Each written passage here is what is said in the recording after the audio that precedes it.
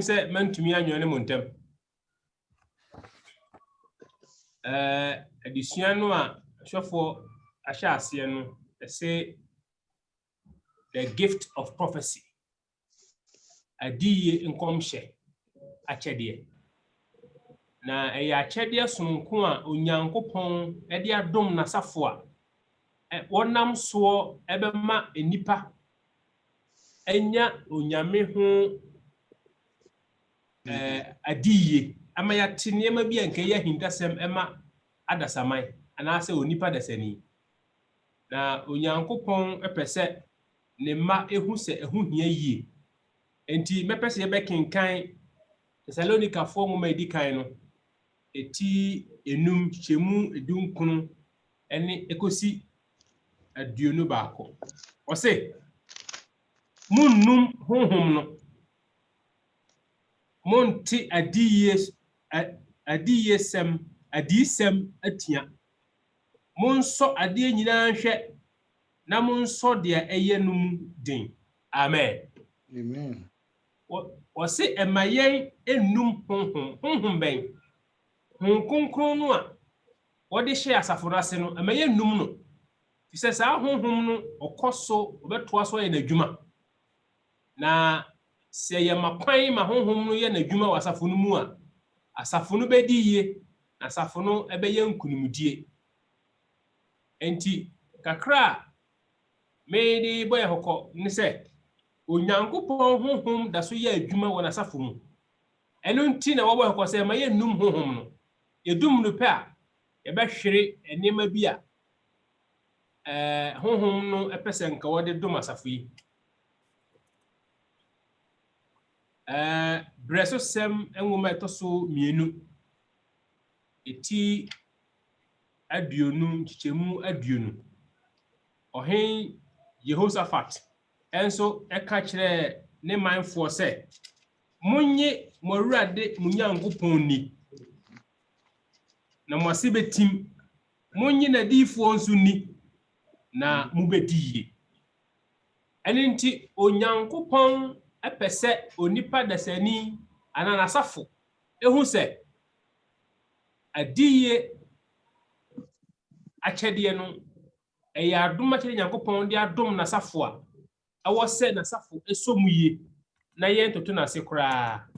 se toto na se ne ya hwe yi a ebema ya hwere enema pia nka onyame pese nka ode dom nasafo ewo ewie ebrem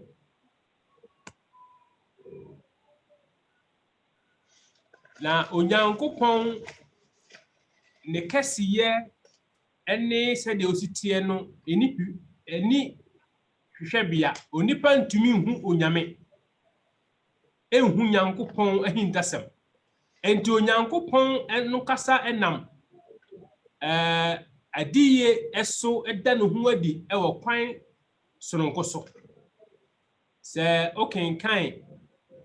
Hebrew fo nwoma no eti baako jemu baako ene mienu no a wose onyankopon a emre ya atwamu no onam adifo so kasa kire ye janom no afi ewie na emu de onam oba no so akasa kire ye na ebribe me kai se sabasku bi ebeto musa ema asafo bi a meko mu no sa bre kwa na mnyesofo obi gina ho kan se enam se de ya Hebrew eti baako jemu baako ni mienu ne kan no kire se Yesu achi odifo bi ani ho bi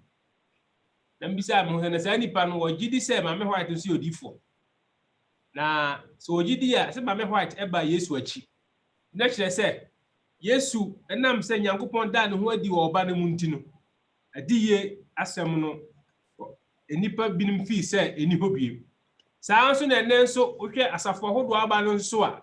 ye de adiye nsem no aye bibia wo ade bia ye eniso adi ho ade bia ye revelation prophecy da bia obi hu bibi da bia obi ka adiye ho nsem enti ewo se ye ya hweyiye se yenko afanu mienu no biara se ye be ka se adiye ni ho ana se ade bia ebekoso no ye de be ye enkomhye asem ebetumi ama obonsam afaso ada onyankopon asafo de emeka ne se ye ka se odifo a kwan ni odifo numere eti edumienu nchemu nsia Nyankopɔn ka kyerɛ Mose ne nua Aaron ɛne Miriam sɛ na sɛ odiifo bi wɔ hɔ a me Nyankopɔn na meda me ho adi ɛkyerɛ no ɛwɔ daeɛ mu ɛne anisuade hunu mu na makoa Mose deɛ ɔnte saa mene ne kasa animu ne animu kyerɛ yɛn sɛ onyame deɛ ɔpa hyɛ ne sɛ onyame da ne ho adi kyerɛ ne mma ɛnam adiifoɔ so na kwan yɛ ɔfa so da ne ho adi no ɛyɛ nkɔmhyɛ anisuade hunu ɛne daeɛso mu yɛhwɛ Amos etimiɛnsa nkyɛmu so na ɔse hwɛ na Awurade Nyankopɔn enye bibiagye sɛ wɔda ne ho adi akyerɛ ne nkoa adiifoɔ enti Onyankopɔn ɛda so da ne ho adi ɛnɛyi kosi sɛ asafo no bi n'adwuma ɛma ne nkoa adiifoɔ na onyame ne paw adiifoɔ ebi wɔ hɔ a wɔfrɛ wɔn empo ebra na wɔnya nwo wɔn te sɛ Jeremiah anaasɛ John the Baptist ebinom wɔ hɔ nso a abrabɔ mu ne nyame ɛfa so frɛ wɔn na sɛdeɛ tie bia no Onyankopɔn ɛfrɛ wo a na wafrɛ wo ɛmfa ho ne bere kora wafrɛ wo onyame de wo yɛ adwuma na ɔde wo yɛ adwuma sɛdeɛ ɛbɛyɛ a n'ani onyam ɛbɛda adi yɛtoa soɔ no mpɛ sɛ yɛn nyinaa yɛte aseɛ sɛ adisɛm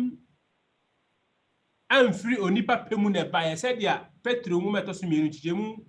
eti baako nkyɛmu du nkron kosi aduonu baako kan ɔse adi yɛ nsɛm bia ne wɔafiri nipa pɛmu na ɛbaeɛ na mmom Onyankopɔn ɛkasa fa nipa kronkron a wapa wɔn a wɔyɛ adiifoɔ ɛna honkonkron no kyerɛ wɔn nea wɔntwerɛ ɛna wɔtwerɛɛ enti adi yɛ nyinaa efiri Nyankopɔn ɛhɔ neba na kwan bɛn so na onyame ɛne adiifoɔ no ɛkasaeɛ tɔda bi a onyame kasa ma wɔte ne ne ɛwɔ wasom sɛdeɛ wɔfrɛ Samuel no Samuel dae na ɔte sɛ na ɛni bi fɛ no Samuel na ofi sɛ ɛyɛ odiifoɔ ɔsɔfo Eli na ɛtoa so mprɛnsa ma ɔsɔfo ka kyerɛ ne sɛ wɔte bi ɔnka sɛ Awurade kasa na wakoa etie enti adiifoɔ no bebree enya wasɛm kan no ɛnam kasa mu a ɛfɛ no audition ɔte ɛne no ɛwɔ wasom mu ebinom nso sɛ deɛ yɛka wɔ numere no wonya wadi yɛn nsɛm no ɛfa daeɛso mu ɛne anisuade hunu mu daeɛso yɛ bere a wada na wanya yikyerɛ na anisuade hunu mu deɛ wonayɛ wani gu so ɛna onyame ɛda ne ho adi akyerɛ wo okay Numbers 24 verse 3 and 4 odiifoɔ Balaam ɛka sɛ na Onyankopɔn abie n'ani ɛma ne hu ahintasɛm ɛna yɛhwɛ odiifoɔ Daniel nso so a ɛyɛ a na nyame taa soma bɔfoɔ Gabriel ɛma wɔne ne kodi nsawosoɔ ɛne sɛ anisuade hunu ɛma wohu bɔfoɔ no ɛne bɔfoɔ no edi nkita ho ɛna ebi wɔ wɔn nso so a sɛ wote hɔ wani gu so ɛnso wafiri nipa tibia mu ɛna wadwene ne honhom wɔ tibia foforɔ mu a wohu ahintasɛm na akwan ahodoɔ wɔ nyinaa so no nyame tumi fa so ɛne adiifoɔ ɛkasa okay enti asɛ wobɛbisa sɛ na nneɛma bɛn saa na adiifoɔ ehu adiifoɔ ohu nneɛma atwa mu na Nyankopɔn pɛ sɛ ɔda na di kyerɛ wɔn pɛ ba me white a nyame tumi twa ne mfoni kɔ edi ntro mu nea ɛkɔɔ soɔ Adam ne Eve de ne kɔ Abraham ɛne Noah ɔmo pɛn so ma ne hu saa ne menyina wɔ ne di hu ɛno na ɔde twerɛ Great Controversy enti nyame tumi da nneɛma atwa mu adi kyerɛ na adiifoɔ ɛna otumi da nneɛma a ɛyɛ mprempren a ɛkɔ soɔ ɛho asɛm ɛkyerɛ adiifoɔ ɛna nneɛma so a ebesi daakye a ɛyɛ future otumi ka daakye nsɛm nea wɔnyɔɔyɛ ɛka to hɔ ɛma ɛba mu ehu sampa adiifoɔ no kasa firi Nyankopɔn home mu na odiifoɔ na adwuma paa ne sɛn odiifoɔ adwuma ne sɛ ɔyɛ spiritual instructor onyame nam no so ɛkyerɛkyerɛ nasafo ɛma wɔ wakwankyerɛ odiifoɔ no ebra Onyankopɔn ɛma ɛkɔ amaniɛ mu no onam won so bo nkokọ e de won san ba enkenyan ne foforoye mu adifo etufo nyame nam won so bo nkokọ e na afei wo ka ahindasem ene daachinsem e kire se de yehu se da di wo kirosem mu na adifo no dodo no ano se wonya di ye no a kwan bes no ofa so esi eka wasem ebi wo ha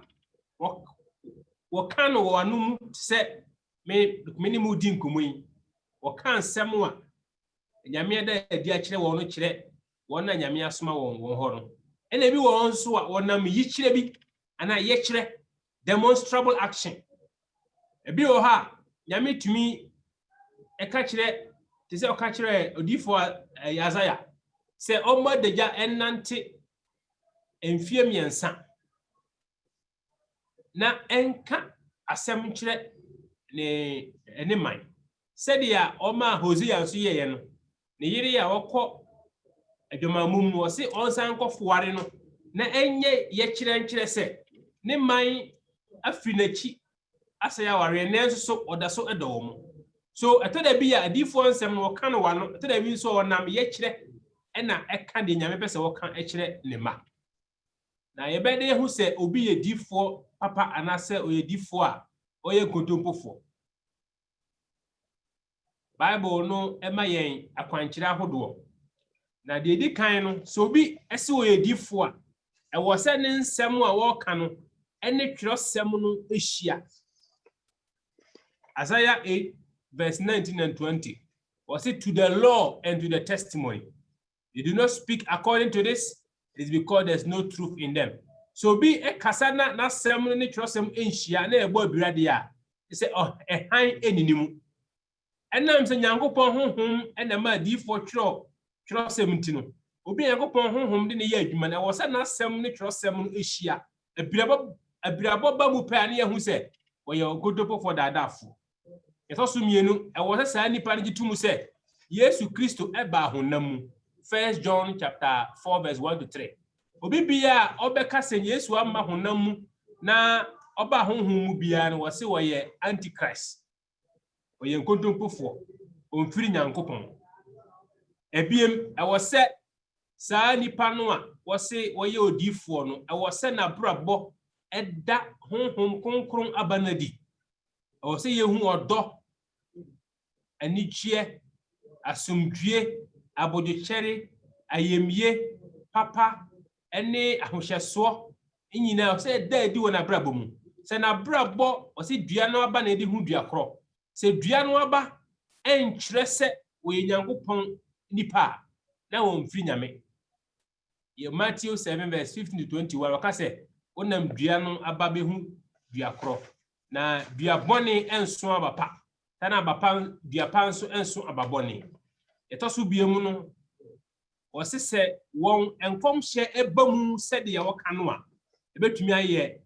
esenkyene ne baako Deuteronomy 18 verse 22 and Jeremiah 28 verse 9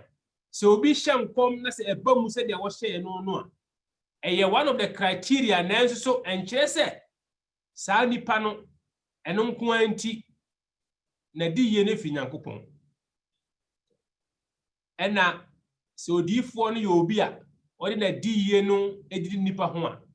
odi wo hye ne nkoma na se wo ka na asem kire na se onam ho didi nipa ho a na wo mfiri nyame efi se Matthew 10 verse 8 no se na ode ma mokwa mo nso mo mfa makwa enti obi a wo se wo adi ye honhom a odi eye no ho yie na odi nya ahunyade no mfiri nyame oye ni business na obi a wo se wo ye odifo no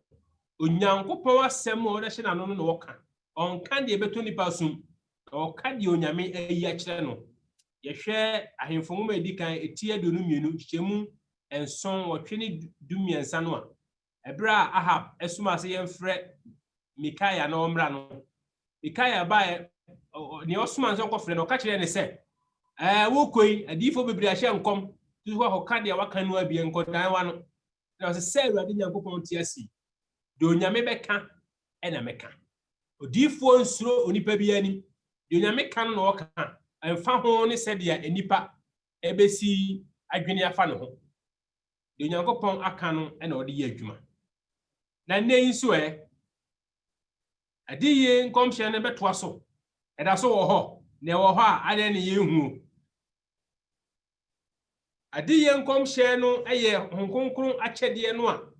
Nyame de dom na safo no emu baako sɛ sɔfo de kan amama yɛ text ahodoɔ enti wo kan 1 Corinthians 12:28 no a ɔbobɔ ahoma akyɛdeɛ no bi na adiye nkɔmhyɛ nso ɛka ho ɛna 1 Corinthians 14 enso ka sɛ yɛmpere sɛ yɛbɛtumi ahyɛ nkɔm na yɛka nkɔm hyɛ ya anaasɛ gift of prophecy to prophesy no enye biribia na kyerɛ sɛ wo ka ahintasɛm ana daakye asɛm obi bia wo ka asɛm wo afiri Nyankopɔn hɔ no ɛhyɛ nkɔm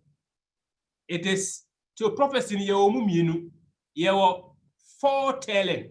sɛ wo ka bibia ensiye ɛho asɛm ɛne yɛwɔ foretelling sɛ wo da asɛm wo Nyame aka adi akyerɛ so sɛ wo preach ya you are a foreteller who declare Nyankopɔn asɛm and you are prophesying sɛ wo ka daakye asɛm wo ensiye you are foretelling wo ka hintasɛm wo ensiye enti yɛ ka sɛ obi wo give a prophecy a enkyerɛ sɛ ɛwɔ sɛ wo ka daakye nsɛm nko a obi bia wo fa Nyame anu mu asɛm na ɔka kyerɛ afoforo no that person is prophesying wo hyɛ nkɔm efi sɛ wo ka Onyankopɔn asɛm akyerɛ die ka adiye akyɛdeɛ no a enye sɛ wo ka hintasɛm daakye asɛm nko a na mo obi a wo fa Nyankopɔn asɛm a ɔka kyerɛ no ɛyɛ obi a o prophesy okay sɛ ɛbere a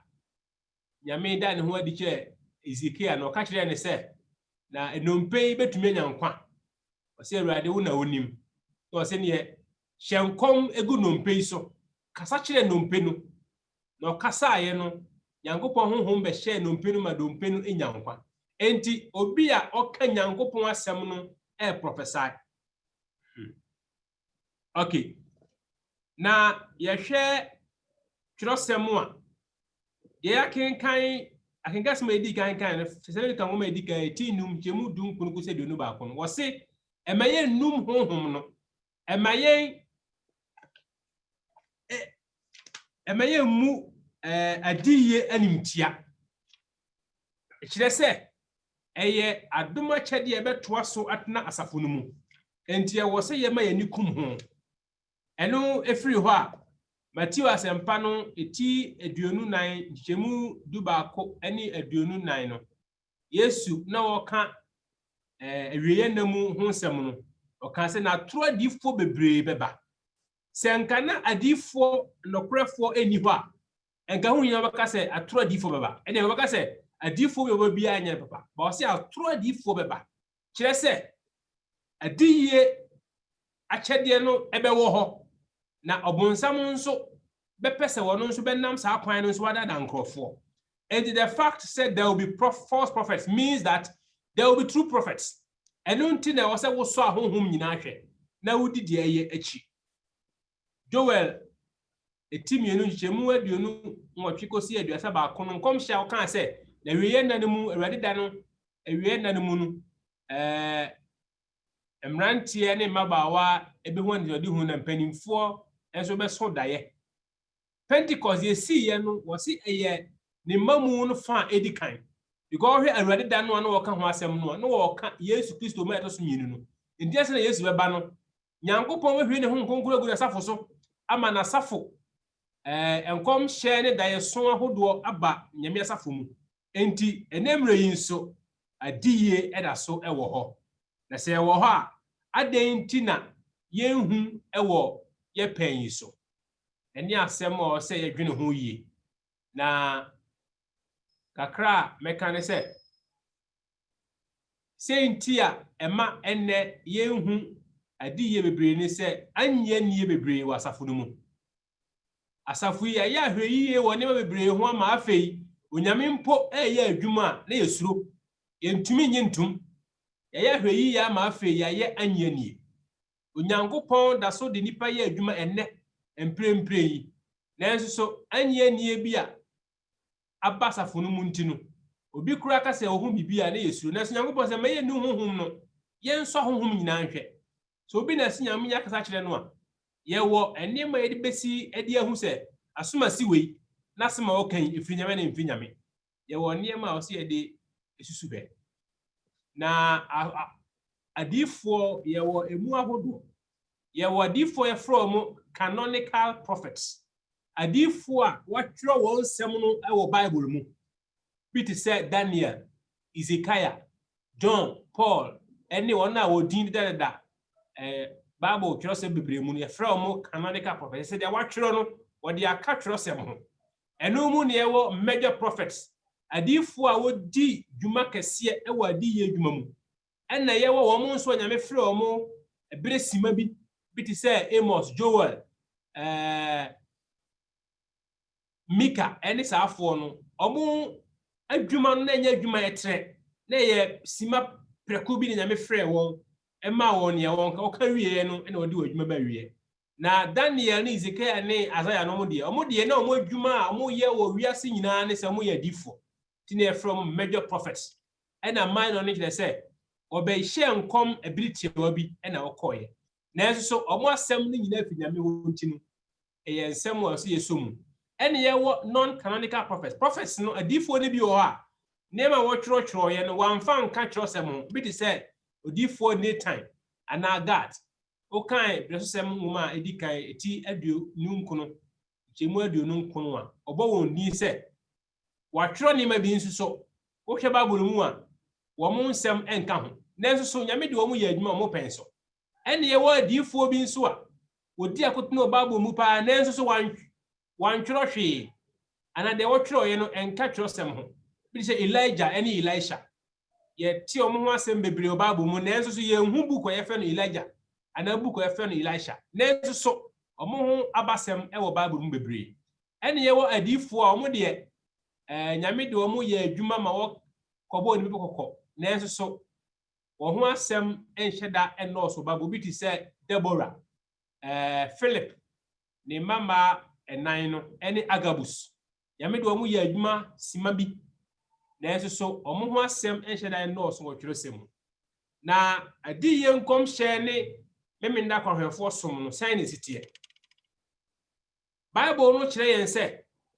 adiyɛ nkom hyɛ akyɛdeɛ no ɛwɔ hɔ ɛwɔ nyame asafo mu na yɛn so yɛde sua yɛhu sɛ ɛyɛ nyame asafo nkaeɛ no na hyɛnsodeɛ baako no sɛ ɔmo wɔ adiyɛ nkom hyɛ okan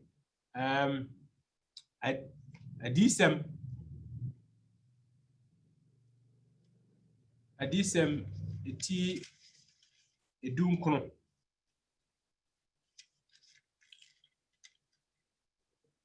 eti edunkono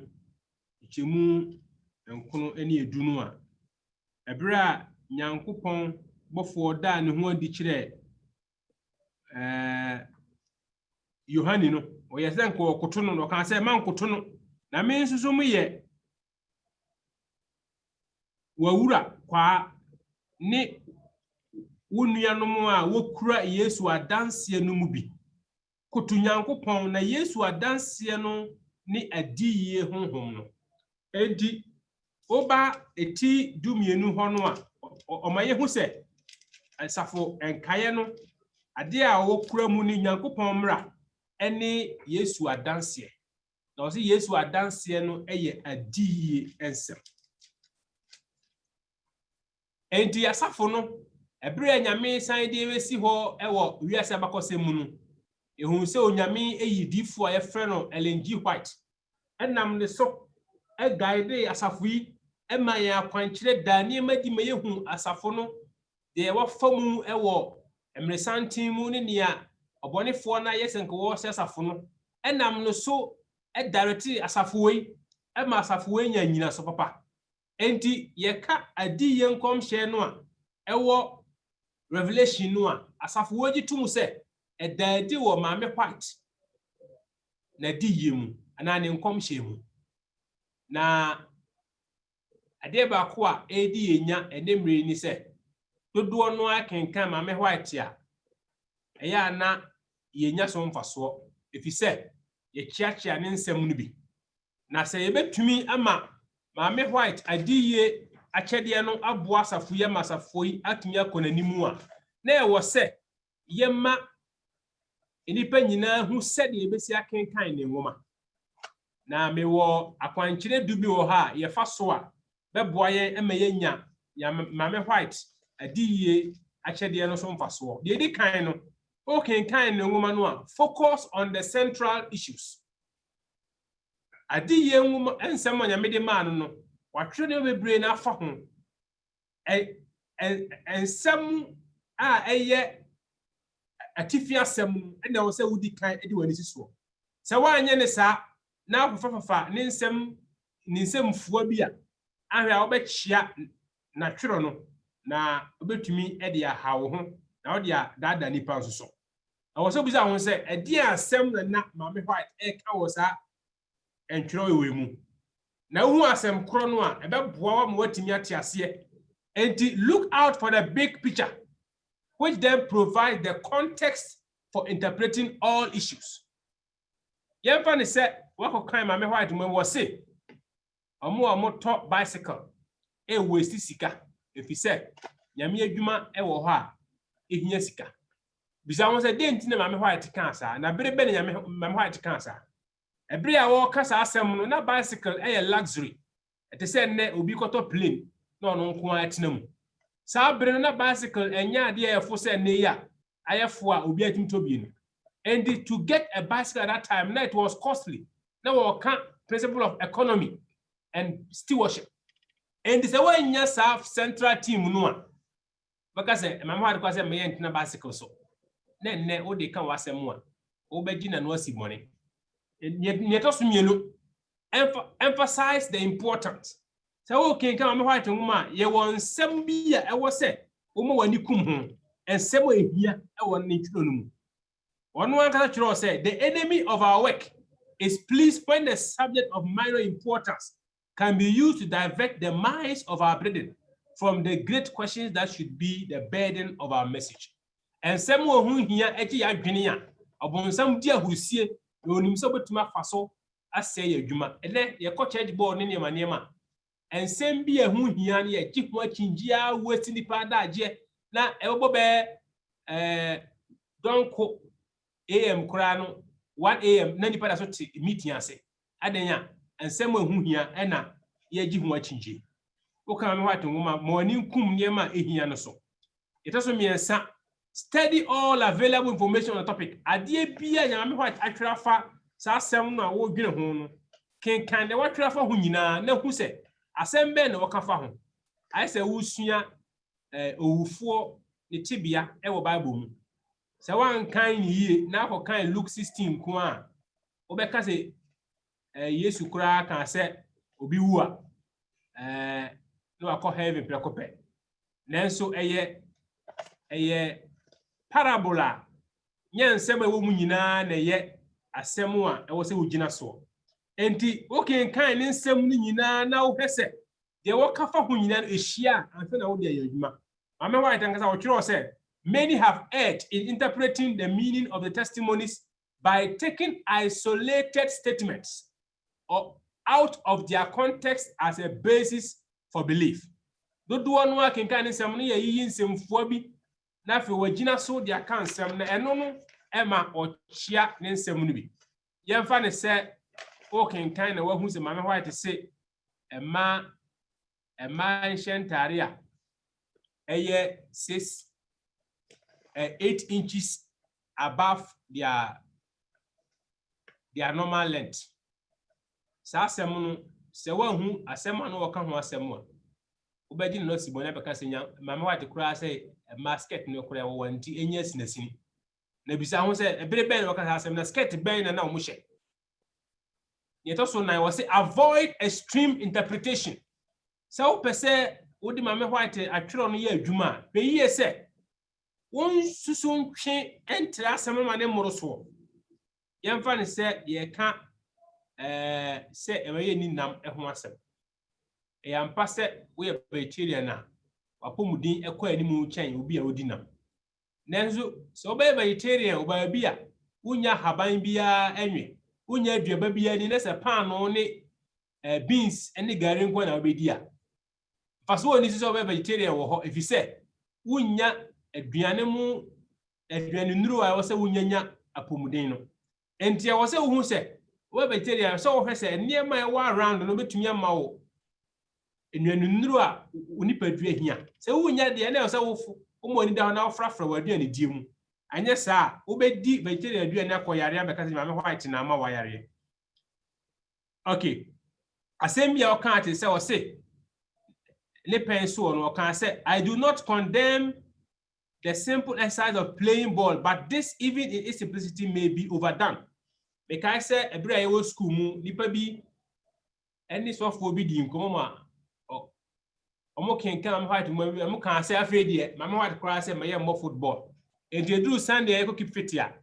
na mama white mba no omo so omo go keep fit bi say mama white say maye mo ball mama white kan say ba bi American football no ka ho asem no ebi ni Ghana ha ebi wo Ghana ha kra enti se de ye hunu na nsan no enti wan hwe na asem no kan na wan hwe hu yi a obetumi e de aka de won kan ye ena wo se wo kan asem bi ya nso ahwe ebere any biaye a wo kan asem no wo say regarding the testimonies nothing is ignored, nothing is cast aside, but time and place must be considered. Mama wa da kan selected messages volume 1 page 57 say ninsem wanyame de ma no yen to bi ntwene muye ni ngubi so na mbom no ebere ne biaye a wo twere osa asem no e wo say ye dwene ho paa yi. It doesn't see was study each statement in its literary context. Asembia wo fa wonyame mame white asemu aka no o se bisa ho se said ya wo fa no sa na wo kan no enye sa obetumi aka de ya won kan ye. Recognize Ellen White's understanding of the ideal and the real. So the bia obetumi aka asembia na nka pongo sa na nka obi aye no nanso so wo ye ne sa bre no bia na enye yi me kai say James, is it Joseph Bates? Also, Koshia, one of the conference presidents, Mama White, was IG Butler. Okohun Zampakani Bia. Why, I said, when you're Bianipa near my way, kitty, I can numpe. No, besides, I didn't know I said, so a Hano by and Unya Habamuno any, and now when you're Bajilla, you'll be an interest. And I was, kwada kopen nam na wi na honam si ho so enti okoro ka mama white se mi hu asuma si na se de na ka so me nkrofo yi enti da ben na mu be hu se ebere ene emre esesa ba bia wo no ade no a wo be ye ne se emwa wo a emforso wo ho nye biko wa hwe ya ade a se nka ema wonya apomudin no be mo nya yare again we say use common sense. O kind in some no see for what we adwuma. God desires us to deal with these problems sensibly. Or church or trauma obi. So Nyankopon pese ye di adwene eye adwuma. Circumstances alter. Circumstances alter conditions. Circumstances change the relation of things. Tibia bi sesa enti amanema so ye den esesa. Enti tibia na sesa o se wonzo sesa ne munye sa na wo di eche sa. Discover the underlying principles. Okay, kind in some or say, there all cannot say. Principle ben now between the year you know. Principle no now apply principle now. A bay say a principle of economy. You can apply it everywhere. Principle of modesty with me you may be a name mum say Emma and share of Emma dear. Enunti okọ hiking o say e man nyina nhye kaba ene skirt obetumi de kaba afro ebipo enunti you need to look at the principle. The principle ni ye decency, simplicity and appropriateness. Enti say oba bebo football not over skirt ya ebe ye. You need to look at all these things and apply common sense. And then was ya fe dipado do one attack mama white say so no one can is obi ka say mama white se bi dan say oka wo hefa onchire obi a woka asem no na wo zo hwehwe na ye di mama white asem ba wie ma se mbisa ne se ene yi so adi ye nkom hye ne wo ha na e wo ho ne wo ha etisen me pese yi nyina ete ye ho ase se mama white eye asafumunu difu a yegina tumu na nachinu onyame da so kasa ne ne dwuma die na odi ye no eye asafo no ntetie mu kosi asafo no dwuma awie ye nenso so asafo biara mu no onyame esumi efre adifo mu ene wo kasa enti bia ne yenya odifo te se mama white e wasafo no mu a ne dwuma die no be ye worldwide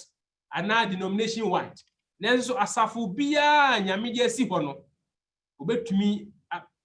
afre adifo wasasafo no ndi mo ma so na mo mi bia nyame ayi difo bi wo mu a na dwuma no entre emaga na nenso so odidi dwuma wasafo no mu a so ba mpaso ema nyankopon adwuma enti enei nyame da so de adiye akyede no ayi adwuma na egosi sa asafo no bewe na dwuma die batase wo esu no honkonkro akyede na hodo no betoa so na mama white e kan bibi e wo spiritual gifts volume 4b page 7 paragraph 4 say I saw that the reason why visions have not been more frequent of late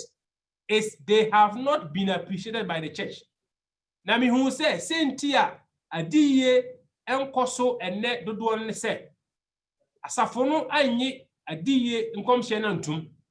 The church have nearly lost their spirituality and faith,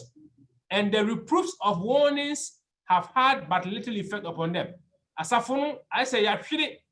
ye gidie wo adiye mu enti ama okobo enam adiye mu eba no nyina ye bu eni aguso